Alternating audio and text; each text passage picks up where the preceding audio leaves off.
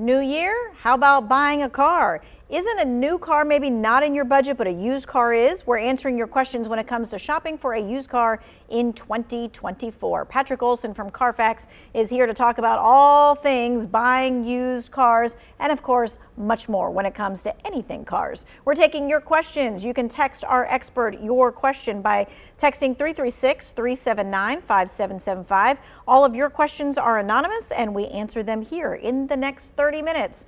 All right, so Patrick, first and foremost, let's talk about this because I did not know this even still existed. How to avoid getting a car with a rolled back odometer. I didn't think they did that anymore.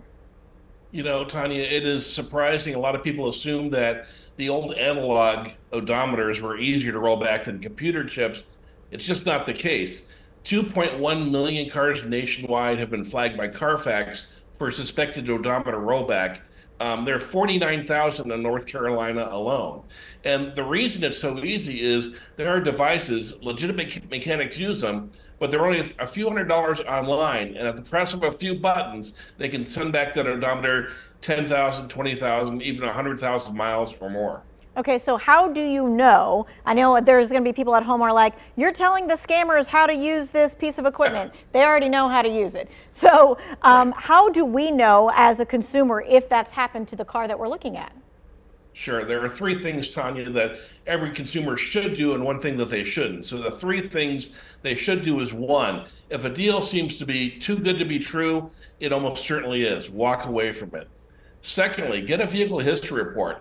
At Carfax, we track cars when they go through emissions checks and safety checks, and they get re-registered whenever they get sold. And you can watch those miles as they add up. If a car is suddenly at 80,000 miles, and the next check it's at 60,000 miles, that's a big red flag. Third, take any used car that you're serious about buying, take it to a mechanic you trust.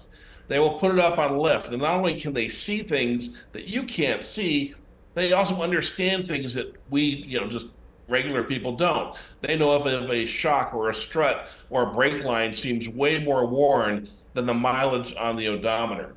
And then the thing you shouldn't do is just trust your own eyes. Scammers are happy to put new tires on a car. They'll get it detailed. They'll make it look showroom fresh. It'll cost them a few $100, but on average, a consumer loses about $4,000 in value when they buy a car with a rollback odometer. So it pays off for the scammer. All right, so I know folks at home will be like, okay, but I'm like in a rush to get a car and I don't want to spend extra money to go to a third-party mechanic. How much should that actually cost you? So I've done it many times when I bought a used car. It costs these days about $100.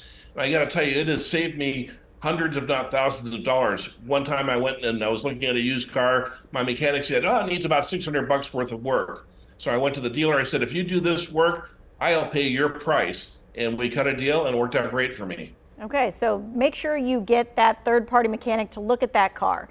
All right, so let's talk about used car prices. They've been like really inflated over the last couple of years. When should we expect that to kind of fall off?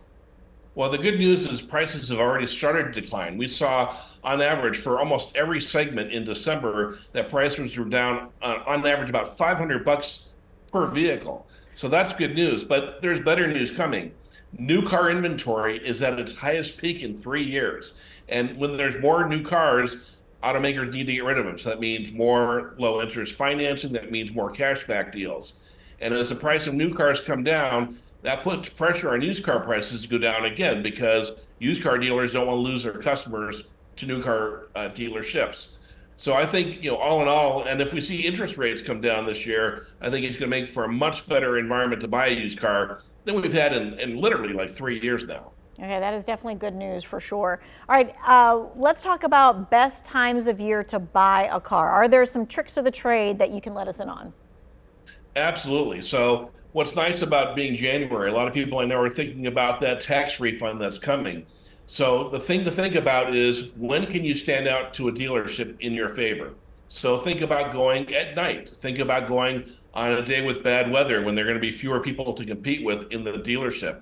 Also, salespeople and even dealerships often have end of month or end of quarter deals where they'll get bonuses if they hit certain quotas on sales. So time your visit to be a few days before the end of the month.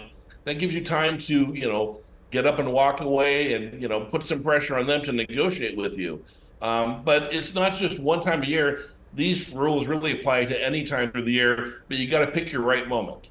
And you have to be a little bit flexible, because sometimes we go in there with something that we're like, this is what I want, or this is the color that I want. Absolutely. The dealer wants to sell you what they have on their lot today.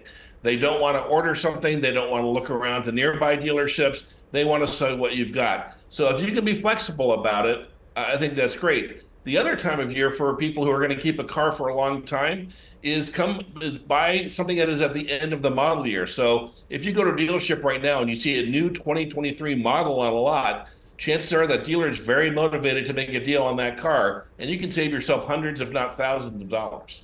All right. We kind of gave you the 101 on buying a used car, especially this year. What we're going to do now is take your questions, so you can text them in. We're going to be right back after the break.